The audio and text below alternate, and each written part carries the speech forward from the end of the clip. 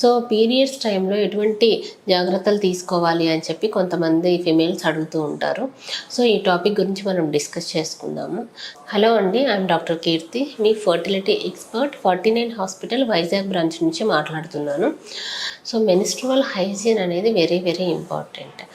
So ఎందుకంటే మీరు కరెక్ట్గా మెన్స్ట్రువల్ హైజీన్ అనేది మీరు ఫాలో అవ్వకపోతే కొన్ని రకాల డిసీజెస్ రావడం జరుగుతుంది. సో ఈ వీడియోలో మనం ఈ టాపిక్ గురించి డిస్కస్ చేసుకుందాం. So menstrual hygiene is very very important. ఎందుకంటే మీరు కరెక్ట్గా ఈ మెన్స్ట్రువల్ హైజీన్ని ఫాలో అవ్వకపోతే మీకు కొన్ని రకాల ఇన్ఫెక్షన్స్ అనేవి స్ప్రెడ్ అయ్యే అవకాశం ఉంది.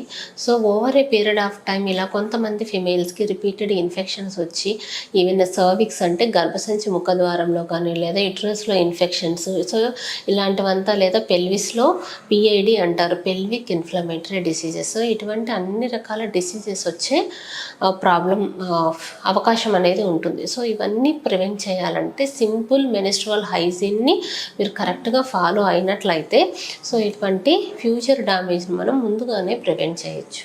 సో ఫస్ట్ థింగ్ ఏంటంటే మీరు అట్లీస్ట్ ఒక 4 to 6 అవర్స్కి ప్యాడ్స్ అనేవి చేంజ్ చేయాల్సి ఉంటుంది. సో సింపుల్ వాటర్తో మీరు క్లీన్ చేసుకోవాల్సి ఉంటుంది. అన్నెసరీగా కొన్ని రకాలైన కెమికల్స్ కానీ ఇటువంటి exposure as much as possible avoid చేయాల్సి ఉంటుంది.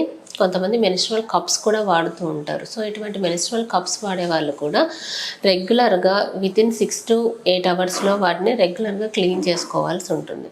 అండ్ పీరియడ్స్ టైంలో proper diet and sleep is very very important. In case మీకు హెవీగా బ్లీడింగ్ అది అవుతుంటే మీకు water intake is also very very important. So sufficient అమౌంట్లో వాటర్ తీసుకోవాలి, బ్యాలెన్స్డ్ డైట్ తీసుకోవాలి. ఫుడ్లో ఎక్కువగా లీఫీ వెజిటబుల్స్ ఇలాంటివన్నీ ఉండేలాగా, ఫైబర్ కంటెంట్ ఉన్న ఫుడ్ ఉండేలాగా చూసుకోవాలి. ఆయిల్ కంటెంట్, స్పైసీ ఫుడ్ ఇలాంటివి తగ్గిస్తే బెటర్. సో ఇటువంటి ప్రాపర్ మెన్స్ట్రువల్ హైజీన్ని ఫాలో అవ్వాల్సి ఉంటుంది. Thank you so much.